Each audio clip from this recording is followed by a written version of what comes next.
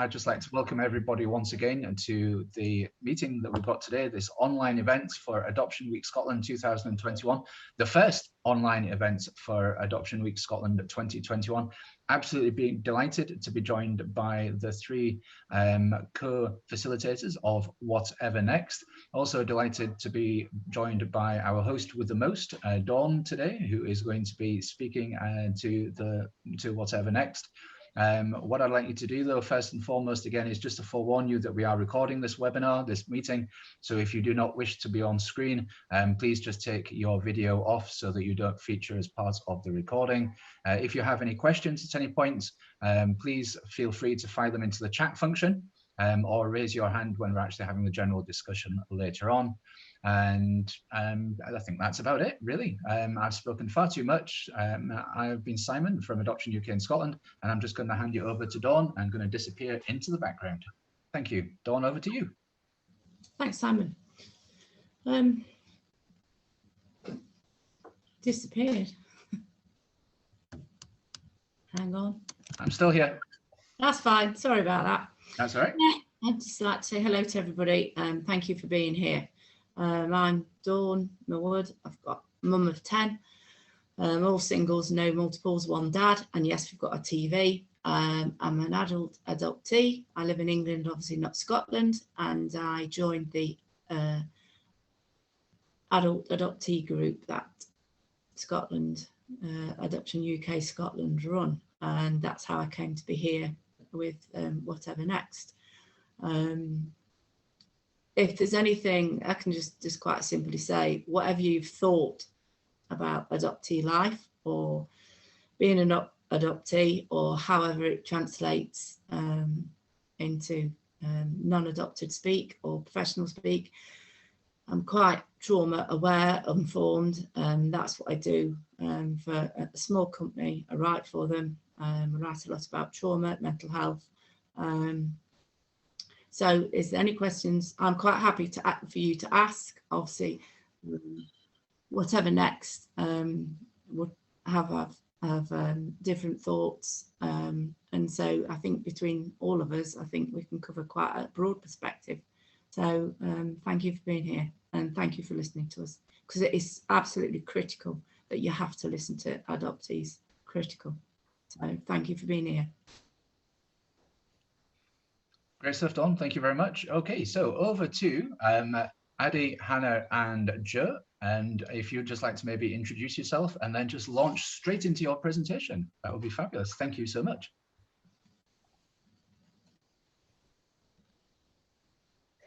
Who's going to go first?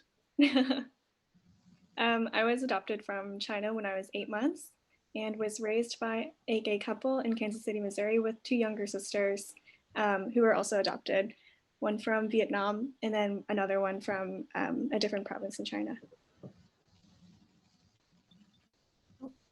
Hi, my name's Hannah. I was adopted when I was 20 months old from China, and I grew up in Dorset. I'm now 21 years old and studying at Edinburgh, and I'm an only child. Hi, my name's Jo. I was adopted in China when I was 18 months, and I grew up in London, and I came to Edinburgh for uni, but I'm now working with the Edinburgh Book Festival, and I reconnected with my birth family when I was 18.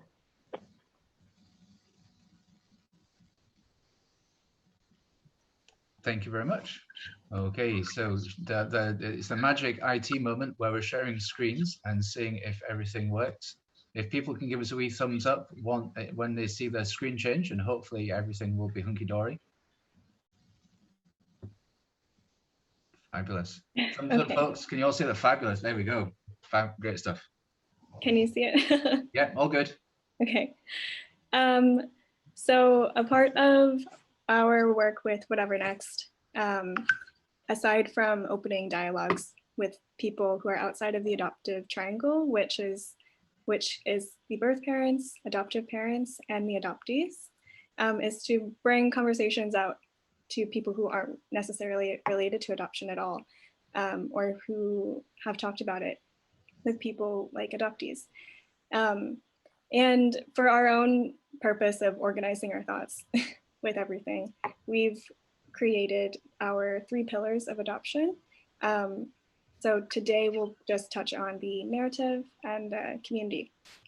But the third one that we're still working on is understanding the whole system that ties into domestic adoptions and international adoptions.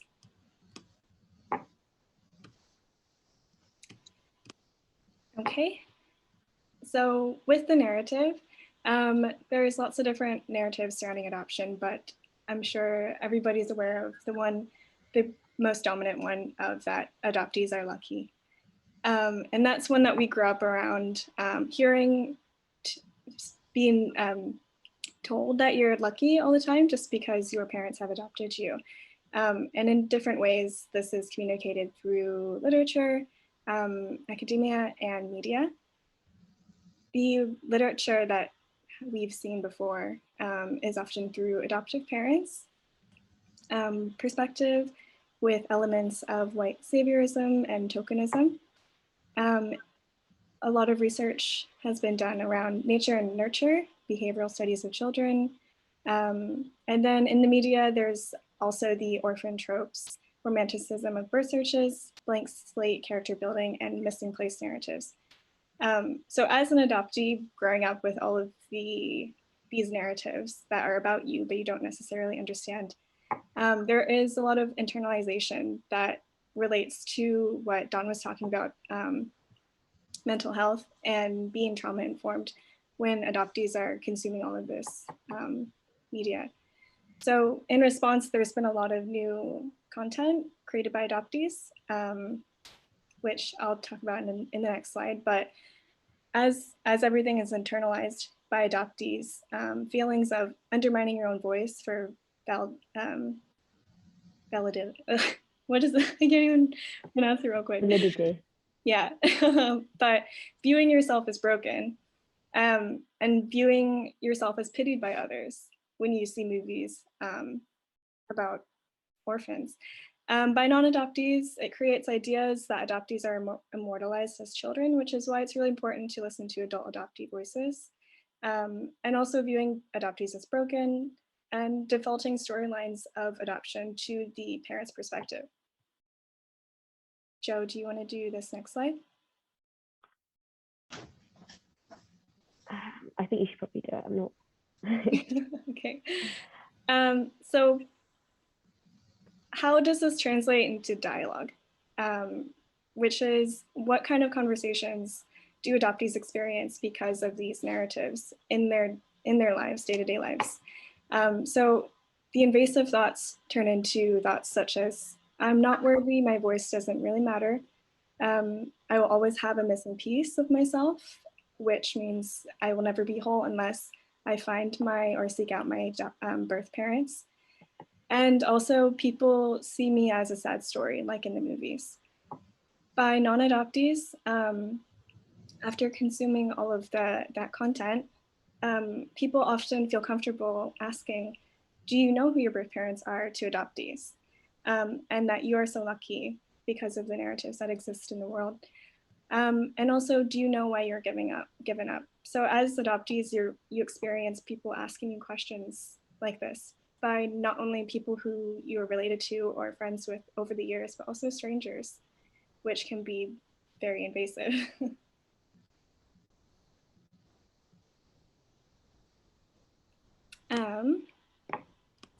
So that's kind of our narrative, breaking it down. And if you have any questions, we're happy to answer them.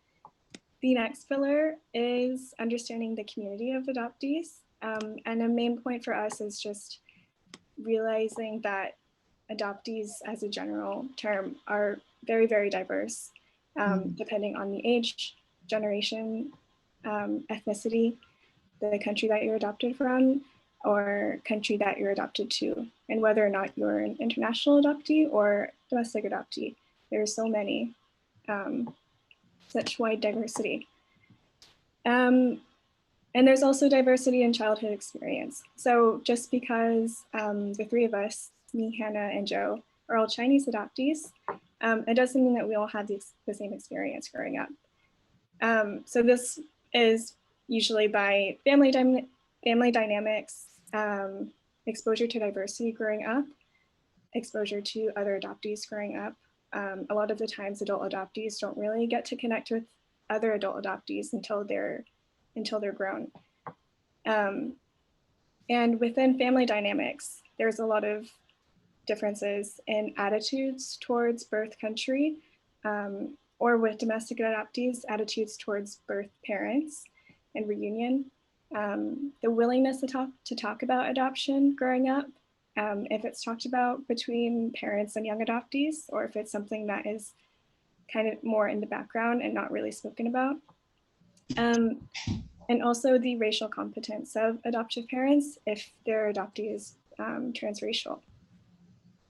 There is also the potential role of the white savior complex in adoptive parents, especially in international adoption. Hannah, do you want to talk about the community? Yeah, thank you for that, Addie. It's a great presentation. Yeah, so there's, as you can see here, there's a whole a variety of existing communities out there for adoptees. And you can see that on the digital landscape, you've got Facebook groups, webinars, social media platforms, and then you've got in-person, or well, now virtual, so conferences like this and camps. And we can talk about a little bit later, Joe, about how we were at Holt International Camp. But basically, these landscapes have been really important for adoptees to explore and connect with each other. As you can see that they create kinship, connections, being able to sort of feel like they belong and really connect with each other through conversations which they may not have had before, being able to how comfortable they are talking with other people who haven't experienced similar situations.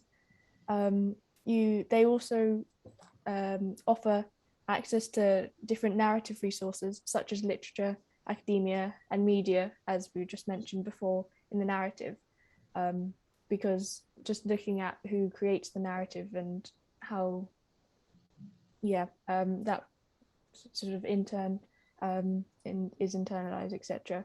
But also birth searching resources. There are different groups for that, as well as mental health resources, which is really important, especially now with COVID and everything's online. And and I don't know how much, but I'm also doing my dissertation on belongingness, or the search for belongingness, on Facebook groups for British Chinese adoptees. And what's really come to the forefront is really this sense of community and belongingness, and how people sort of interconnect, and that these are really great places, online places for meeting and being able to share all of these really important parts of these groups. Joe, do you want to talk about Holt International a little bit? Yeah, sure. So over the summer, Hannah had previously been a camp staff the year before, but Hannah and I worked as counsellors for Holt International, which is an American adoption kind of agency, but they work with families throughout the whole process of adoption. So it doesn't just stop at when the child comes home. And they run these summer camps that, since COVID, have been online, which meant that we could participate from the comfort of our own kind of bedrooms. And so we had a range of ages from, I think the youngest was kind of like 6 or 7, and then up until 16-year-olds as well. And that was a really rewarding experience for us. And that was kind of giving these kids an opportunity to connect with other adoptees and form friendships. And it was something that we had experienced ourselves, because I think Addie went to adoption camps in America, and Hannah and I went to a Chinese summer school that was in Mayfield down in East Sussex every summer as children.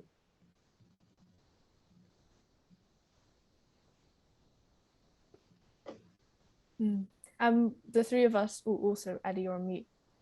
Also, the three of us met through Facebook, and it was our friend anniversary a few days ago. We met through a Chinese adoptee Facebook group for the UK, which is where I think a lot of adoptees now are being able to connect with each other through different social media groups and accounts, which I think is really great and interesting. Do you have any questions so far, Dawn?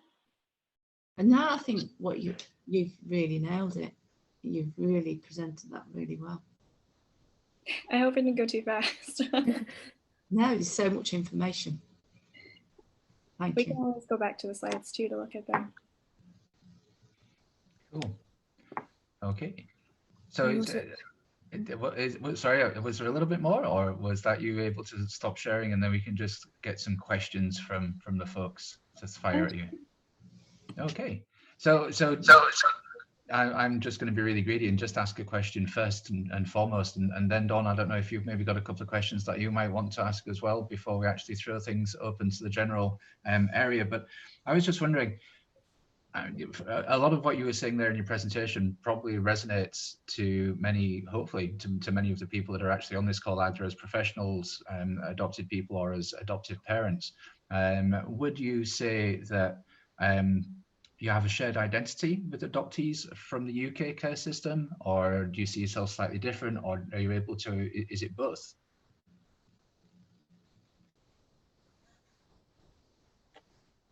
Anyone? I feel I think the three of us have really discussed that because we were adopted at such an early age. I think from 20 months younger, that we were really hardly placed in the care systems or etc. And for me personally, I feel like this language is sort of unfair for those who have been through the care system and can't really place that. So that's just me. Yeah, I mean, there's commonality on the grounds that, you know, adoptees will have similar experiences kind of emotionally, that but beyond that, I would not say that we had personal experience. I mean, Addie grew up in America as well, so that is a further step of removal. And we were, our adoptions were dealt through the kind of the UK adoptive and care systems. We didn't actually spend any time in institutions within the UK, and our experience is limited to the Chinese care system. Yeah. It's interesting that some of the things that you talked about in your slides are actually things that would actually be possibly resonate amongst some of the people that are actually here, and I'm not too sure, Dawn, you possibly are much better placed than I am to actually comment on that. Do you find similarities between the presentations and your experience? Yes, I think there are. The basics are the same. Well, actually, no. The basic is you're international adoptees. I'm a domestic adoptee. So that obviously is a major one. My experience as a domestic adoptee, and that is very, very different. And it's just really struck me, to be honest, because when we first spoke a few weeks ago, I thought about that quite a bit, and how different it is. How from straight away there's that difference, and we have to recognise that our perspectives are going to be very different. But the similarities are things that we've already identified anyway. Is like the narrative, the community, the system.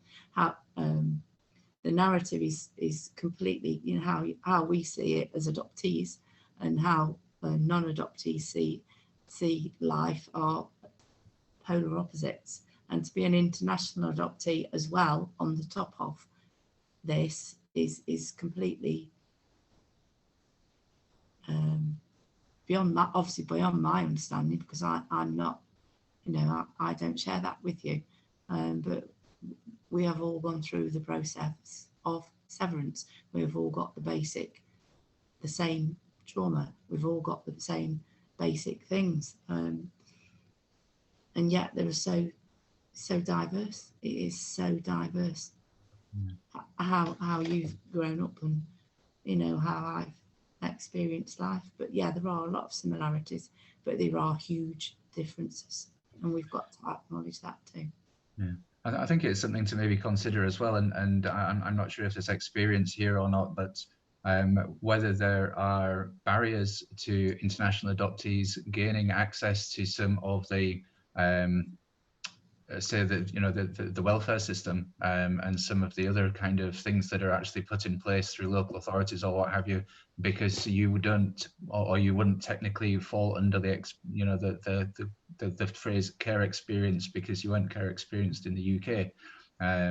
That's maybe something to explore at a future stage, perhaps. But it's one of these differences, like you've all mentioned about that you know, there are very many, you know, there's a great many shared experiences, but there's actually very distinct differences as well. And actually, those differences really shouldn't be exacerbated by the system in any shape or form by excluding anyone from, you know, the right to assistance and what have you. Okay, cool, thank you. And Dawn, are you happy for me to ask another question, or do you want to go and ask something yourself? No, ask whatever. I said. Oh, okay.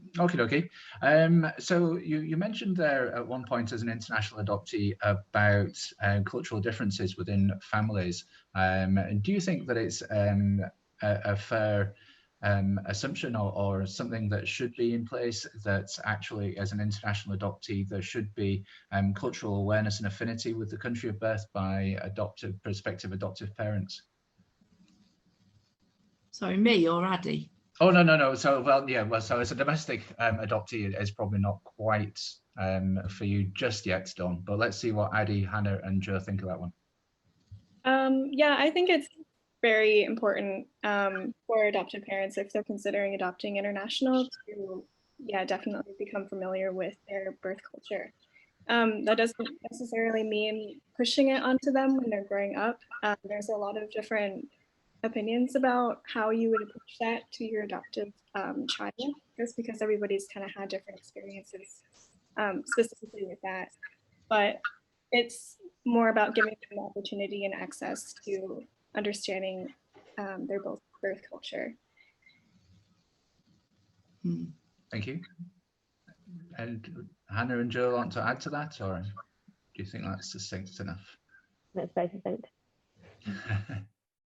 Yeah, I think that's fair enough. And especially, I don't know, in my case, or maybe it would be also important to figure out or to incorporate aspects such as, because we're all British Chinese, maybe introduce them to, say, communities such as British born Chinese, because that's sort of slightly closer in a racial aspect of how similar that is, with there's no sort of language barrier compared to sort of heritage countries, etc. So yeah, with a sort of racial mirroring, and I think that's important as well.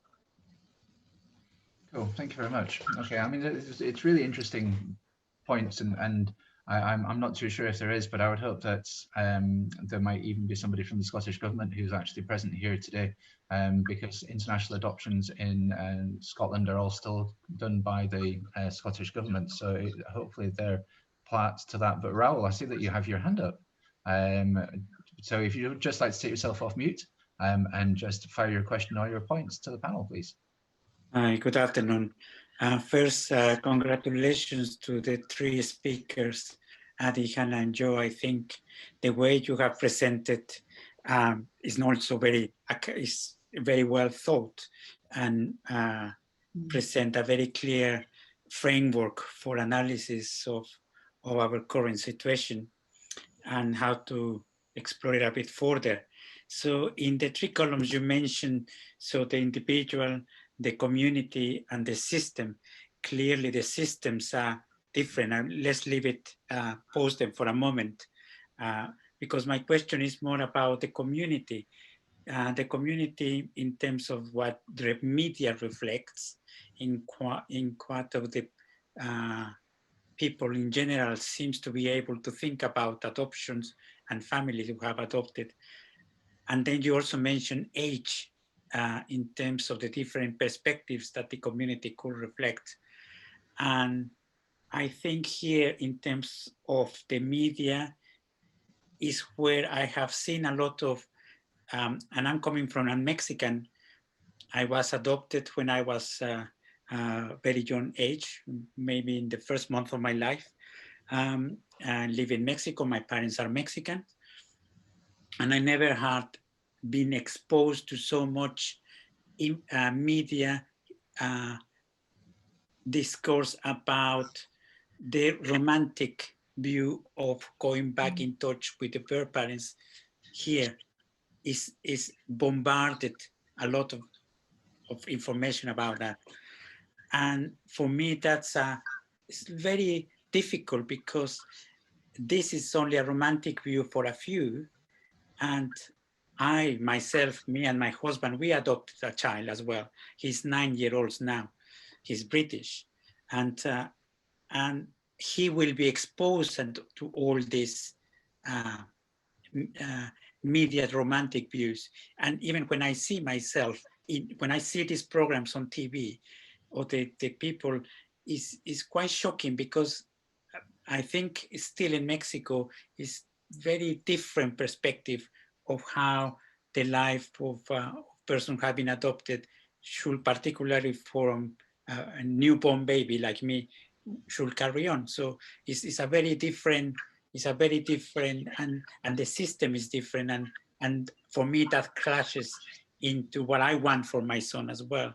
So hearing to what you say, obviously everyone brings their own perspective, but it's interesting that you actually identify these different discourses, these different voices that have, and the ones who have more access to the wider exposure maybe have some influence in others, but to not necessarily make them right.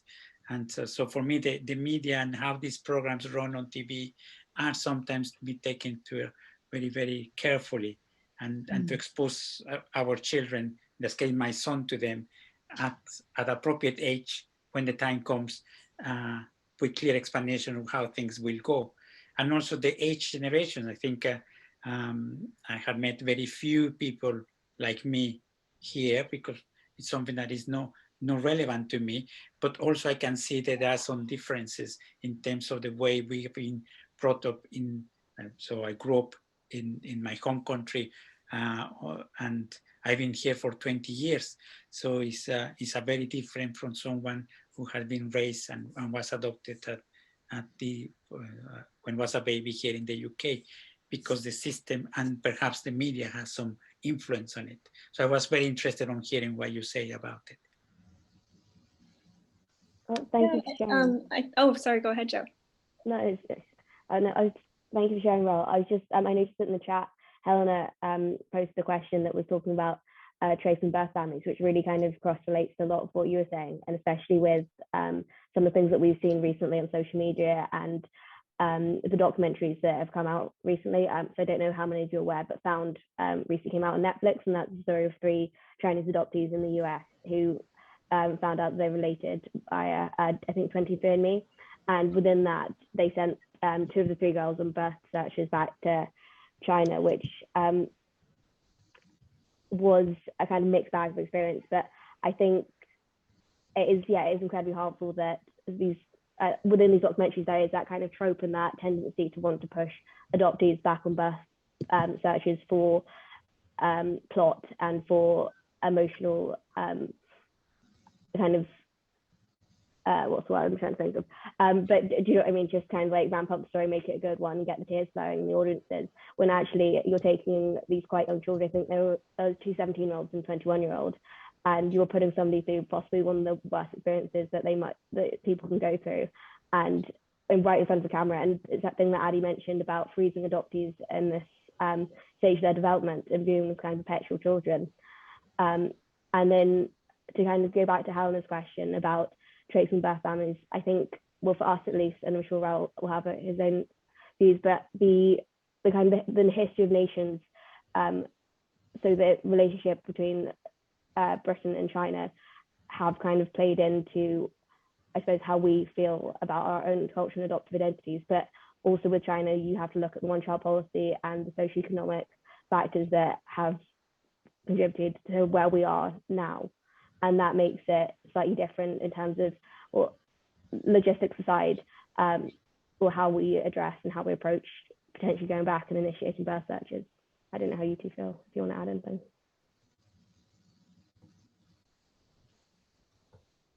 Yeah, I think the reason why we focus so heavily on the narrative is just because I don't think people realize how much it really affects young adoptees' mental health and understanding who they are as an adoptee themselves and where they fit in the world.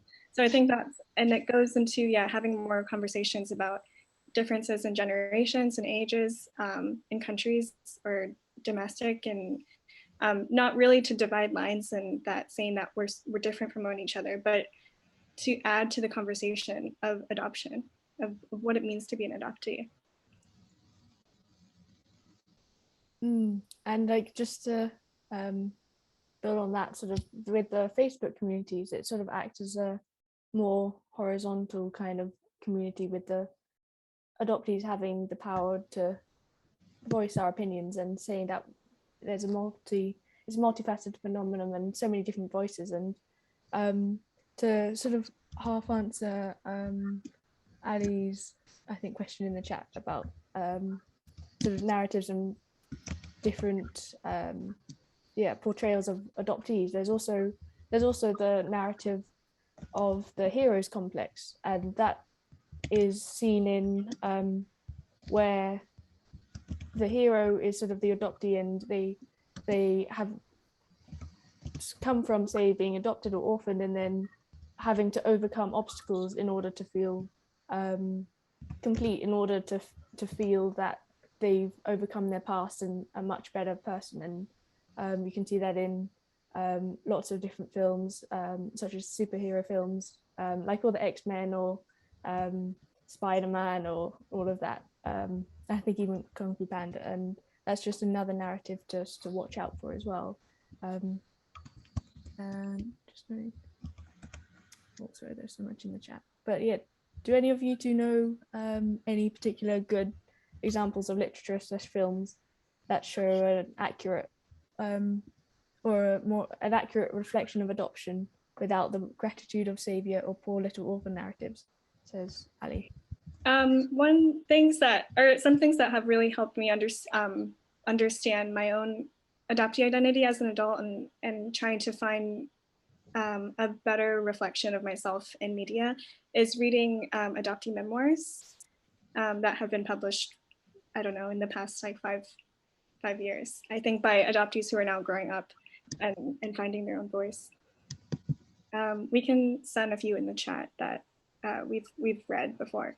There are a few different, also watching documentaries that don't surround by the birth searching aspect of it. So there's this one documentary that I watched that I thought was really interesting because it was from the birth parent's perspective, which was called Imaginary Mothers. And it was produced and directed by an adoptee from Costa Rica. We can send that one over as well.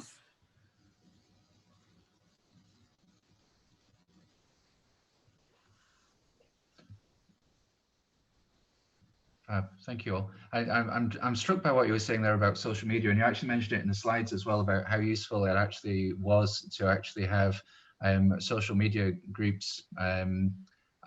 Social media can be quite a toxic place.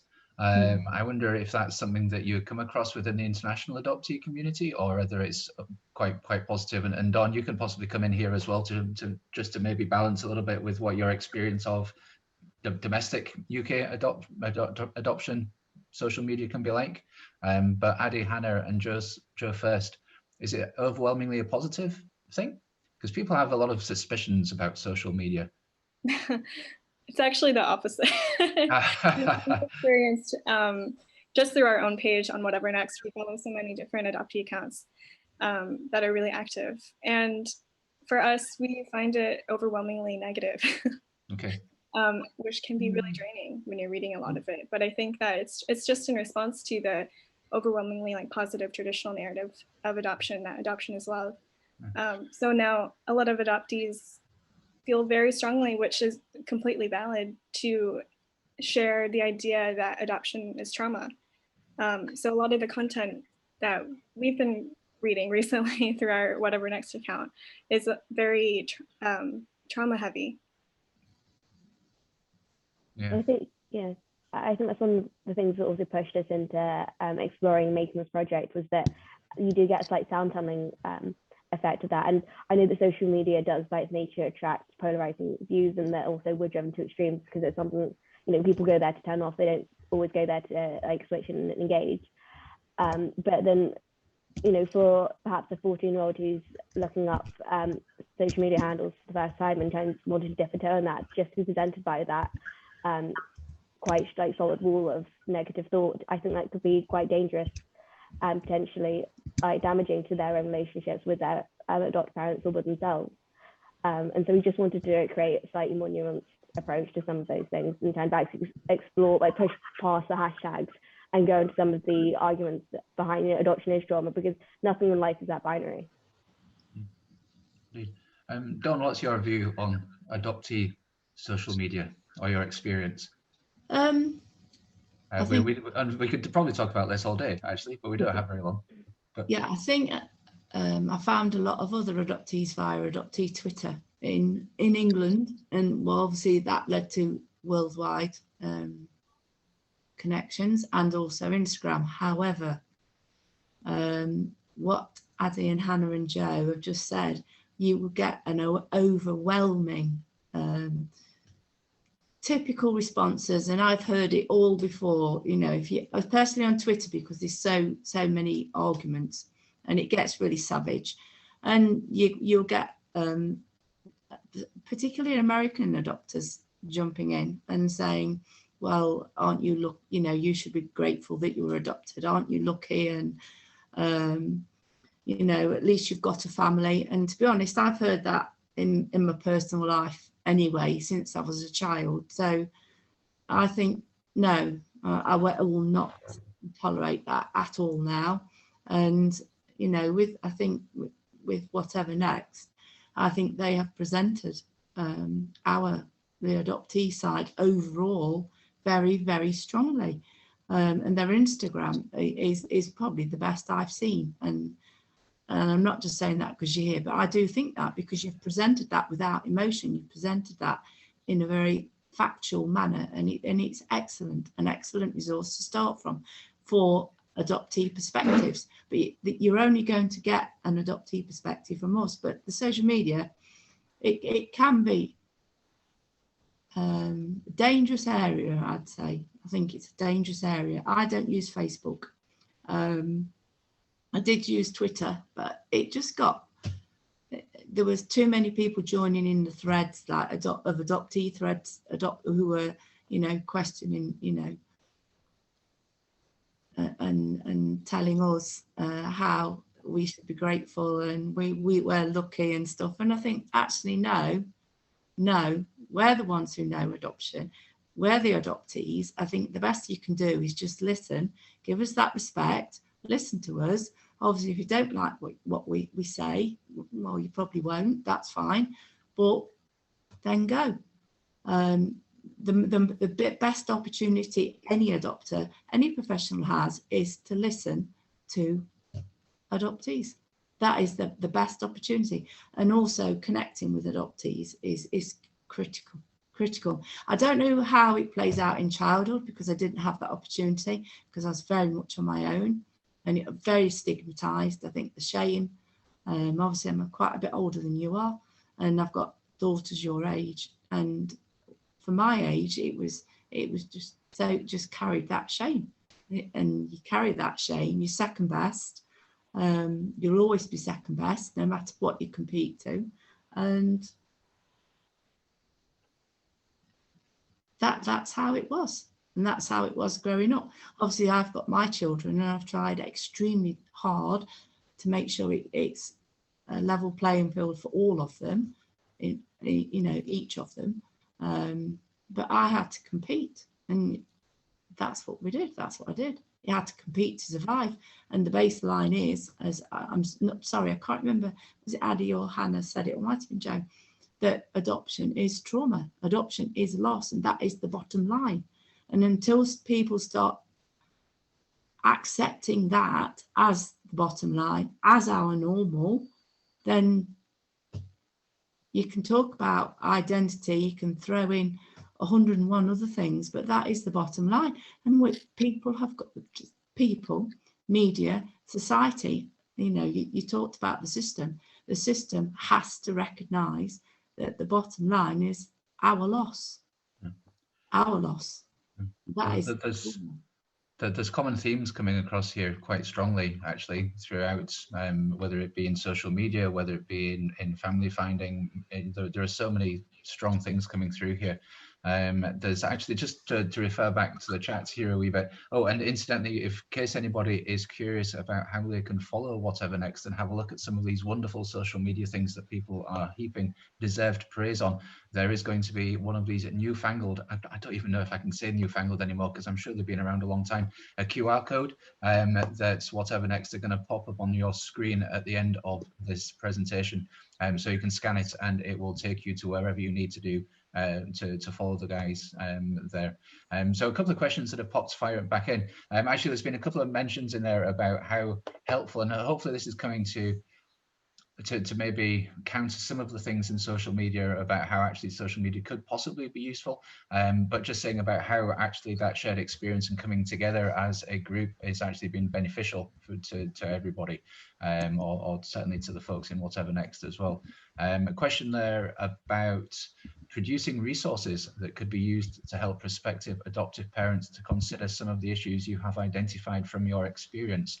Well, you can maybe answer that question quickly, and I'm very happy to actually introduce you to Angie by email after this as well, so you can actually take that conversation and have a longer conversation. But do you plan, or do you have any resources that could be used to help prospective parents, adoptive parents, to consider some of the issues? And I suppose, why do we have to leave it just at adoptive parents? Perhaps there's media guidelines in there as well. Perhaps there's wider societal things that could actually be talked about as well.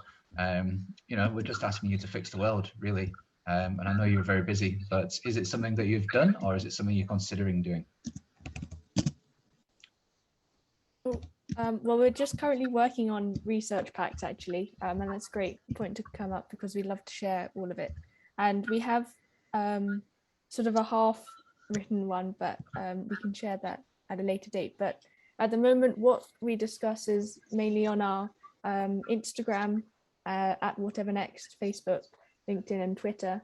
And we've also got a podcast with Solus Productions, which we talk about, we talk, sort of the three of us, about our projects, about our experiences and more personal, and any other things. But at the moment, they're in the link, which I've shared in the chat. I can share it again. That's cool. We can send over the research, the handwritten research pack that we have so far, so everybody can have it rather than writing it in the chat, I think.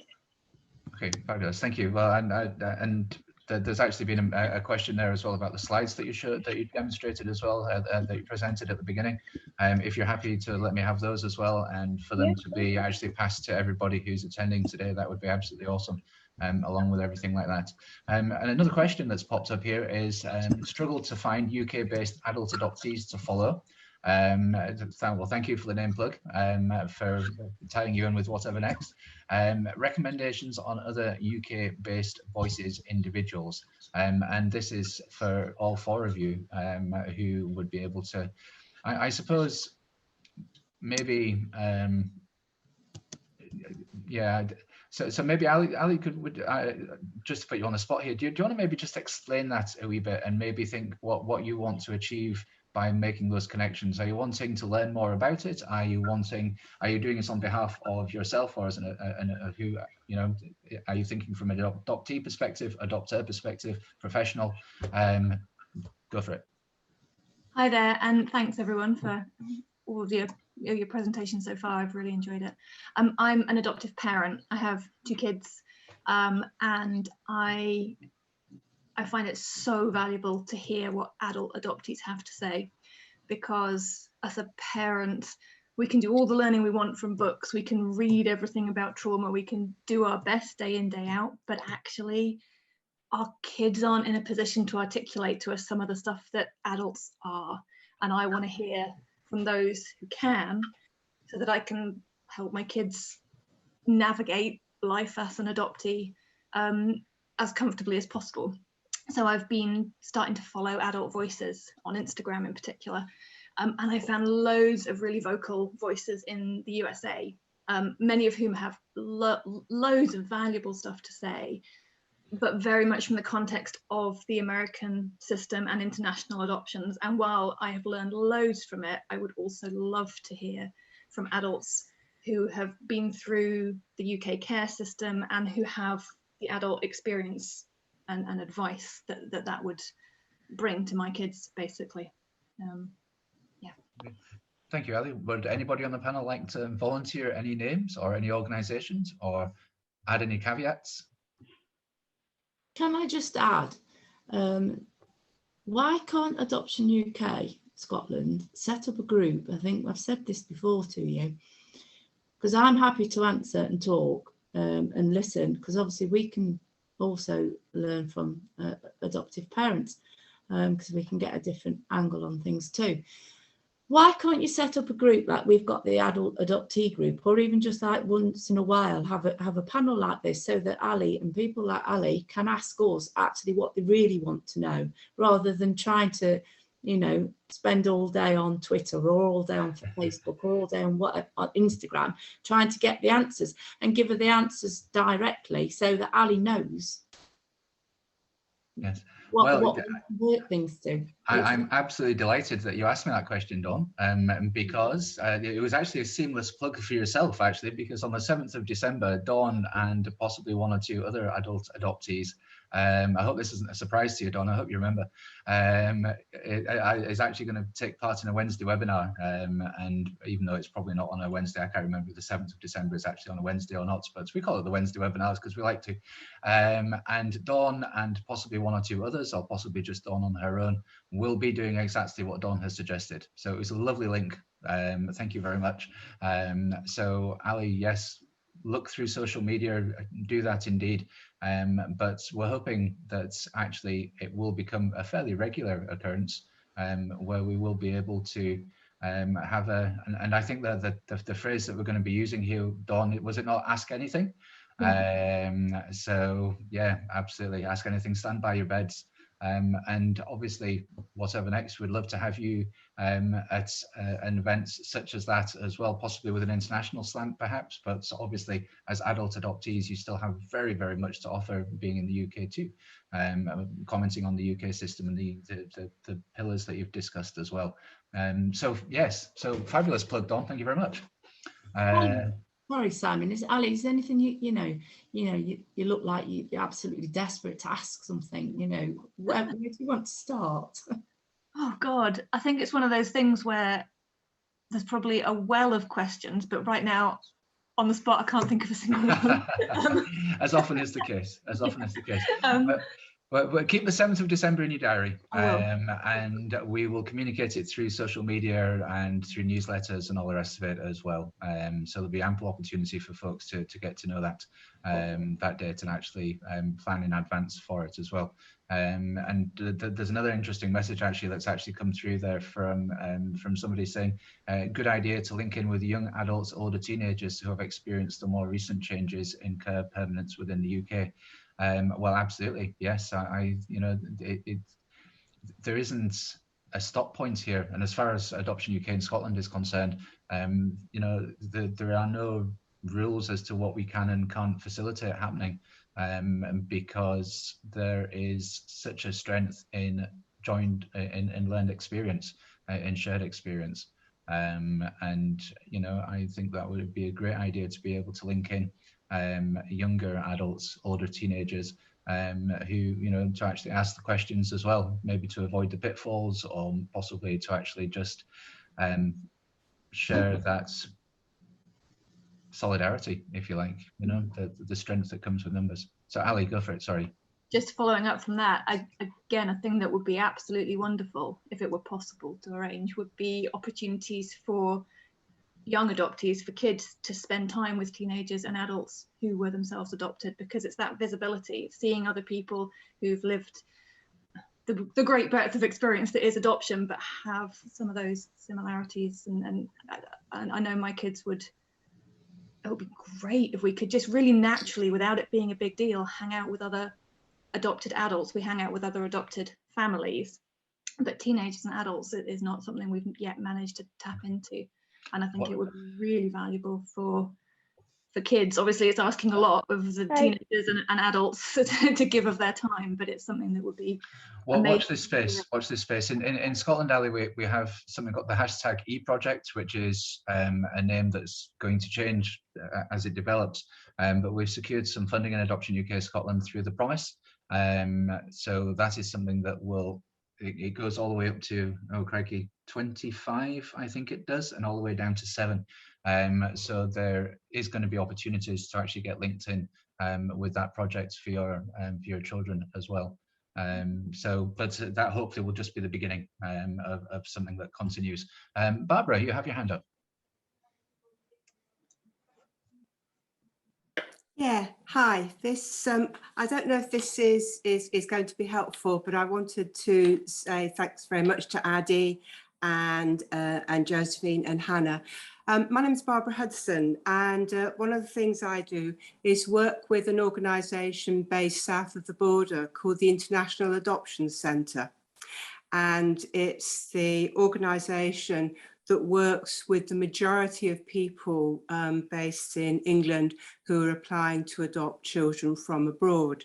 And as an organisation, we undertake the assessments, but also we develop a whole range of activities, sort of support groups, information sessions to keep in touch with the families and with the young people as they're growing up. And one of the things that I just really wanted, so that I'm reaching out to you and saying maybe it would be good to have some conversations, but secondly, to highlight for people who will come into this conversation today, the majority of international adoption that takes place in the United Kingdom is people adopting children who are known to them, because the legal requirements of children joining families from abroad to join families in this country is there's no such thing as international fostering.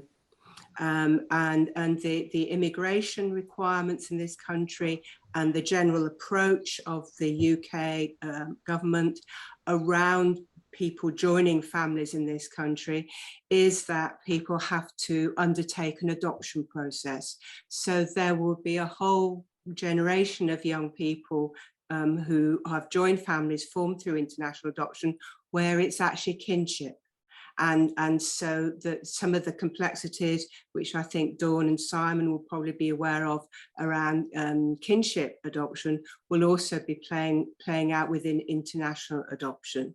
And it's still quite a small proportion of young people who join their families through adoption in the UK, and it is now most likely to be because they're related. And so again, that creates another sort of like narrative which people don't necessarily know about. So it just adds to this myth and mythology that you were talking about, which sort of surrounds you. And so I just wanted to make that contribution to just provide like another sort of perspective on the situation. But, okay, thank you. Thanks, Barbara. Just when you didn't think it could get more complicated, it does.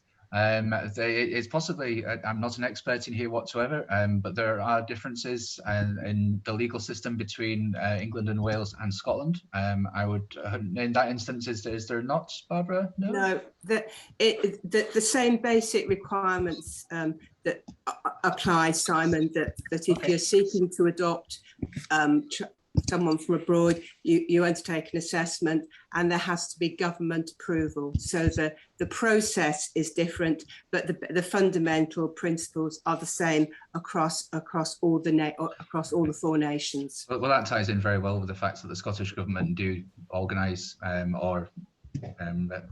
not familiar what the word would be, but they are the agency that you go through in order to actually do international adoptions.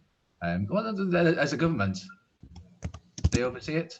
There you go. Barbara, you're the expert. Come back. Tell me I'm wrong. Please do, because I'm learning here all the time. Sorry, this is going to become... if you're applying to adopt internationally, you firstly have to satisfy that you have the qualities to be an adoptive parent. you have to meet those, and which means an assessment. And then that assessment and approval process through an agency then has to be scrutinised by the Scottish Government, who then pass on the information. The Scottish Government don't undertake any assessments, and they don't play a particularly proactive role in the way that that governments in some European countries do, where there's a fairly sort of robust and strong involvement of the central government in international adoption. It's a quality assurance and scrutiny process, because the Scottish Government has to indicate that when people return to Scotland, to the United Kingdom, with a child, then they will be allowed to enter the country with that child. So international adoption is this heady mixture of adoption and immigration. Okay, thank you. Every day is a learning day. Thank you, Barbara. Okay, so I'm conscious that time is moving on, and Ali, your suggestion earlier on about having an opportunity for older teens and young adults to come together has been supported in the chat there as well. We only have a couple of minutes left. Does anybody have any other questions for Adi, Hannah and Josephine from Whatever Next, or indeed for Dawn? It's not quite speak now or forever hold thy peace, but now is a golden opportunity. Okay, does anybody from the panel want to say any words before we think of closing for the day? Adi, do you mind sharing your screen to the QR code? Absolutely. Oh, thank you. So what we're doing here, folks, is that we're just getting up that magical QR code, which you can take a photo of with your phone, and it will take you to where you need to be to do everything Whatever Next.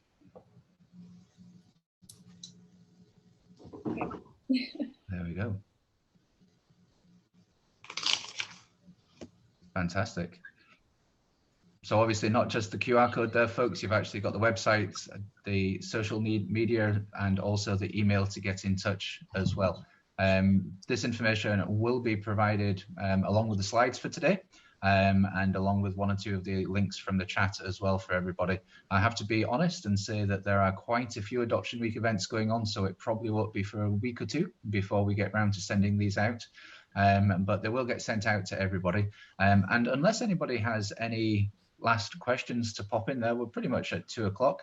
I would like to thank so much for Dawn coming along and giving her input to today. It's been absolutely fantastic. Dawn, thank you so much for taking time on a Monday afternoon.